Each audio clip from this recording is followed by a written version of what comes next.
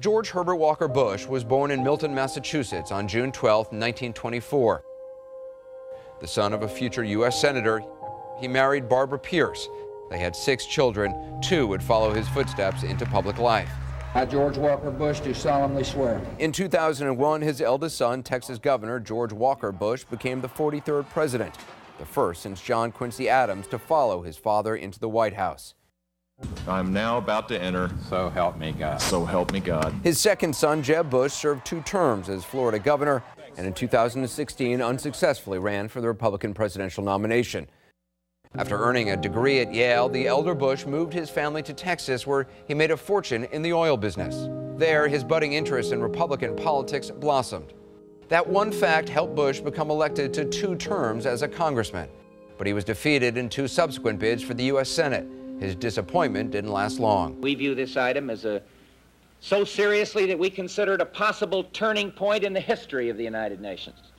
His political profile was high enough that President Nixon appointed him U.S. ambassador to the United Nations. Later, he became chairman of the Republican National Committee. President Ford sent him to China to head up the U.S. liaison office as part of a new initiative in U.S.-Chinese relations. And in 1975, Bush came home to become director of the CIA, a job associates said he truly loved.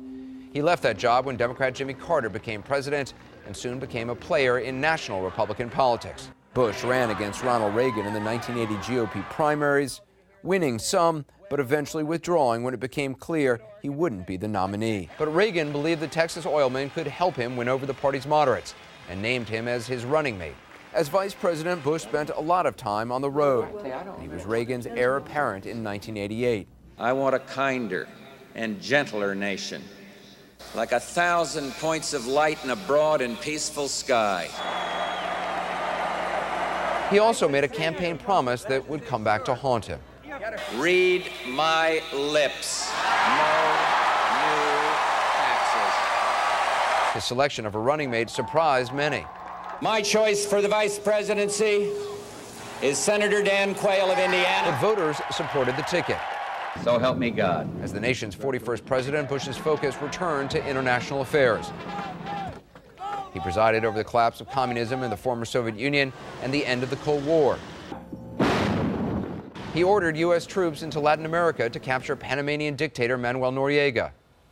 The responsibility for sending someone's son and today daughter into harm's way rests on the shoulders of the president. So it is the most difficult decision.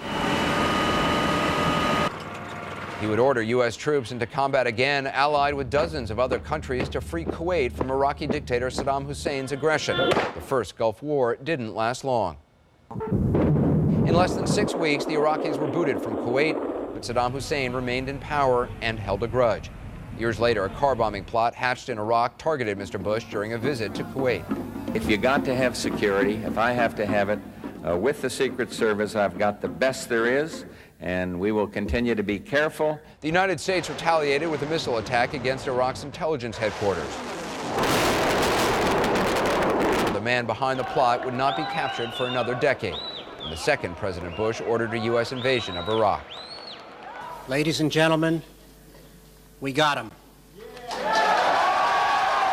At home, President Bush was hammered by critics for compromising with Congress on tax increases and breaking his no new taxes promises. Well, it was a mistake to go along with the Democratic tax increase.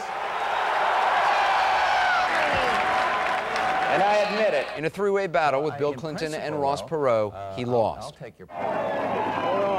He lived long enough to see his son accomplish what he did not, win a second term in the White House. So help me God. So help me God. Congratulations. At his son's request, he also briefly re-entered the public spotlight.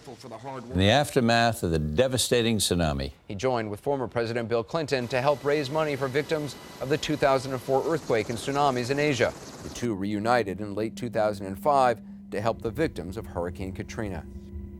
As a young Navy pilot, Bush's plane was shot down and he had to bail out over the Pacific. As a far older man, he would jump from planes again to celebrate his 80th, 85th, and 90th birthdays.